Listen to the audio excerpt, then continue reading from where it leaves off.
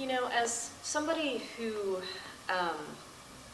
has a history and a present of working with relatively public anarchist projects, I get the question of what is anarchism, how do you define anarchism, pretty frequently. And it's one of those questions that's difficult to answer because in some ways it's a question whose answer changes based on every different context you're in. Anarchism is largely a set of principles and a set of practices, at least for me.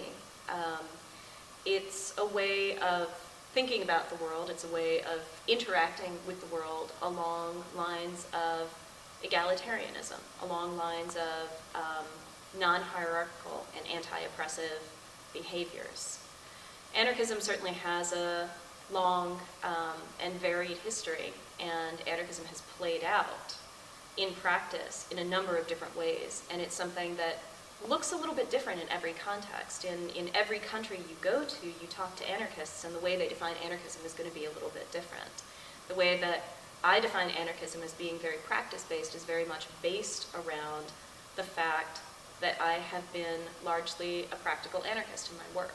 So I've tried to bring these ideals of non-hierarchicalness, of anti-oppression, of egalitarianism into my everyday life and into the work that I do, and that has largely defined the way that I conceptualize anarchism, but it's not the only definition.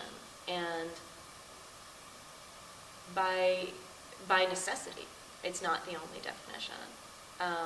One of the things that kind of defines anarchism is the fact that it is varied, the fact that it is big. It is something that exists in so many different places, in so many different ways. Everybody you talk to is going to give you a different answer to that question, and ultimately the answer is yes, it's all of those things.